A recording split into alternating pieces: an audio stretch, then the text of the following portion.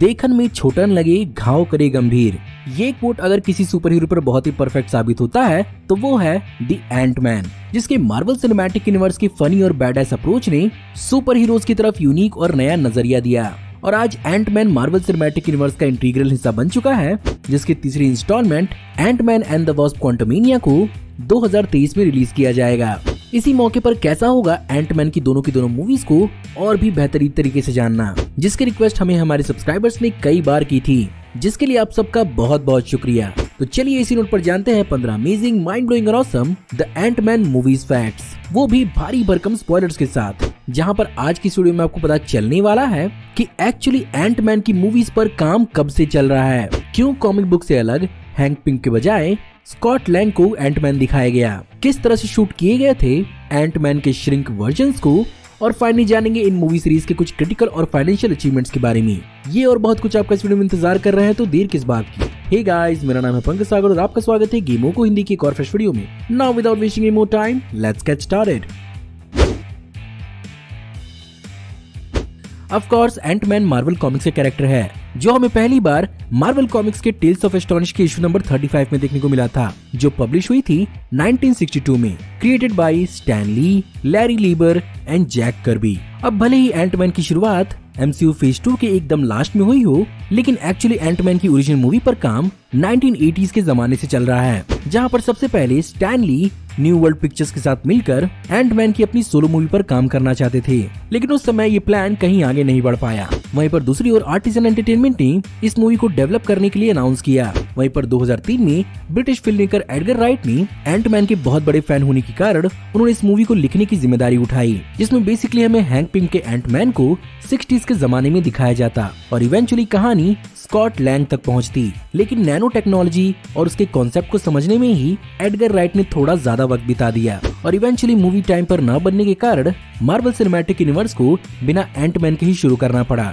और इवेंचुअली 2013 में इस बात को अनाउंस किया गया कि एंटमैन की मूवी को फेज 2 तक डेवलप किया जाएगा। और मार्वल के साथ कुछ क्रिएटिव डिफरेंसेस के चलते एडगर राइट ने इस मूवी को डायरेक्ट नहीं किया और इस मूवी को पेटन रीड को सौंपा गया। अब वैसे तो कॉमिक्स और कई अदर मीडियम्स में बहुत ही लंबे समय तक हैंक पिम ही एंटमैन को रिप्रेजेंट करता है और अपनी पिम पार्टिकल्स की मदद से ही उसने कई सारी पर्सोना मार्वल कॉमिक्स के अंदर अपनाई है, जो बहुत बार लोगों को पसंद तो आई थी, लेकिन कई बार उन्होंने हैंक पिम को हिट भी किया है। और यही रीजन था कि मार्वल स्टूडियोज हैंक पिम को एज एंटमैन इंट्रोड्यूस नहीं करना चाहता था और उन्होंने हैंक पिम को सिर्फ और सिर्फ एज अ मेंटर इंट्रोड्यूस किया। वैसे आप में से बहुत लोग तो ये बात जानते ही होंगे, लेकिन जो नहीं जानते मैं उन्हें बता दूं कि कॉमिक बुक के अंदर येलो जैकेट कोई और नहीं बल्कि हैंक पिम का ही एक पर्सोना है। फनी और गूफी स्कॉट लैंग के रूप में Paul rod Marvel Cinematic universe में छा चुके हैं, लेकिन इससे पहले और भी कई सारे एक्टर्स थे जो इस कैरेक्टर की रेस में थे, जिनमें शामिल थे इवन मैकग्रेगर, एड्रियन ब्रोडी और जोसेफ गॉर्डन लेविट। लेकिन यहाँ पर एडगर राइट हमेशा से ही पॉल रड को इस कैरेक्टर के लिए कास्ट करना चाहते थे और चीजें वैसे ही गईं। वहीं पर इस मूवी के अंदर होप वैन डाइन के रोल के लिए पहले जेसिका चैस्टेन और एमा स्टोन को भी कंसीडर किया जा रहा था। फाइनली बात करें हैंक पिम की, तो यहाँ पर इस रोल के लिए पहले शॉन बीन, पियर्स ब्रॉसनैन और गैरी ओल्डमैन को भी कंसीडर किया जा रहा था, लेकिन इसका रोल माइकल डगलस ने प्ले किया, जहां पर उन्होंने इस रोल को इसलिए चुना था ताकि उनके बच्चे उनकी एक मूवी बहुत ही बेहतरीन तरीके से एंजॉय कर पाएं, क्योंकि पहले उन्होंने जितनी मूवी बनाई है उनमें से ज्यादातर या तो एडल्ट हैं या बच्चों के समझ के बाहर। अब जैसा कि मार्वल मूवीज में अगर काम करना है तो आपको शेप में तो रहना ही पड़ेगा। एंड ऑफ कोर्स यहाँ पर पॉल रड ने भी सारी की सारी रिक्वायरमेंट्स को पूरा किया और जिम में खूब कड़ी मेहनत की। लेकिन यहाँ पर जो सबसे खास था वो ये था कि यहाँ पर उन्होंने स्पेशली एक जिमनास्ट कोच को भी हायर किया था, जहाँ पर पॉल रड खुद ही एंटमैन के कई सारे मूव्स को परफेक्ट करना चाहते थे। बाय द वे, मूवी के शुरू होने से पहले पॉल रड इतने बेहतरीन शेप में आ गए थे कि उनके सूट को उनकी बॉडी के हिसाब से फिर से मॉडिफाई करना पड़ा था। अब जब बात सूट की हुई रही है, तो पहली मूवी के अंदर एंटमैन का सूट प्रैक्टिकली बनाया गया था, लेकिन वहीं पर येलो जैकेट सूट इसके अलग अलग फंक्शनैलिटी और टेंटिकल्स की वजह से इसे प्रैक्टिकली बनाना बहुत मुश्किल था, जिसके कारण इस सूट के लिए एक स्पेशल मोशन कैप्चर सूट बनाया गया था, जिसका इस्तेमाल डैरन क्रॉस के एक्टर कोरी स्टोल ने किया था। इस मूवी के अंदर एंट्स को जितना फ्रेंडली और क्यूट दिखाया गया है, एक्चुअली इन रियल लाइफ ऐसा नहीं होता है। और मूवी के अंदर एंट्स को लेस थ्रेटनिंग प्रेजेंट करने के लिए यहाँ पर बहुत सारी क्रिएटिव फ्रीडम ली गई है, जहाँ पर उनके लुक्स और बिहेवियर्स को रियल लाइफ एंट से बहुत ही ज्यादा डिफरेंट दिखाया गया है। वैसे बहुत बार ये कंसीडर तो किया जाता है कि एक्चुअली एंट्स बहुत ज्यादा स्मार्ट होती हैं और तो और वो अपने वजन से भी ज्यादा प्रोपोर्शन में वेट्स को भी उठा सकती हैं, लेकिन सच तो ये है कि इनकी स्मार्टनेस 20 के आगे बहुत कम होती है।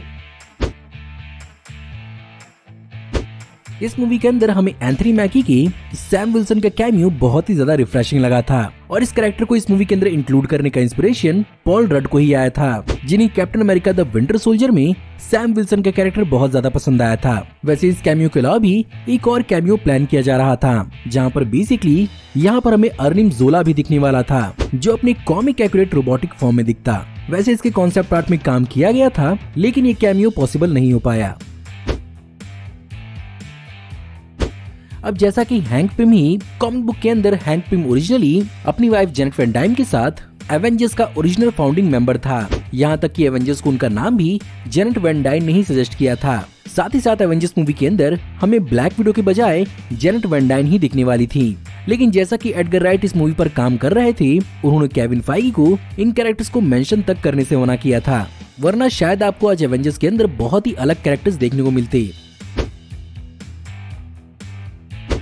दूसरी मूवी के अंदर स्कॉट लैंग के फनी और सरप्राइजिंग मैजिक ट्रिक्स को परफॉर्म करने के लिए पॉल रड ने एक्चुअली कई सारी बेसिक मैजिक ट्रिक्स भी सीखी थी। उम्मीद करते हैं कि स्कॉट लैंग की यही सारी मैजिक एबिलिटीज हमें doctor strange in the madness of multiverse में भी देखने को मिल जाएं। मार्वल मूवीज के अंदर इम्पॉसिबल कैरेक्टर्स और सेट को डिजाइन करना कोई बहुत बड़ी बात नहीं है, लेकिन जहाँ पर चीजें ज्यादातर डिजिटल होती हैं, Ant Man and the Wasp movie के अंदर क्वांटम टनल को एक्चुअली प्रैक्टिकली डिजाइन किया गया था, जो मार्वल सिनेमैटिक यूनिवर्स में अब तक का सबसे बड़ा हैंडमेड प्रैक्टिकल सेट है। और यहाँ पर इसका इंस्पिरेशन 1960s के TV show the time tunnel से लिया गया था। दूसरी मूवी के अंदर लुई का ट्रूथ सीरम वाला सीक्वेंस एक्चुअली मूवी के अंदर लिखने का एक बहुत बड़ा कारण था, जहां पर एक्चुअली 2015 के एंटमैन के माइकल पीना के इस सीक्वेंस को बहुत ज्यादा पसंद किया गया था, लेकिन प्रॉब्लम ये थी कि मार्वल इसी तरह का जोक दोबारा नहीं करना चाहता था, लेकिन राइटर को ये सीक्वेंस पसंद भी था, जिसके कारण उन्होंने मूवी के अंदर ट्रूथ सीरम वाले एलिमेंट को इंक्लूड किया।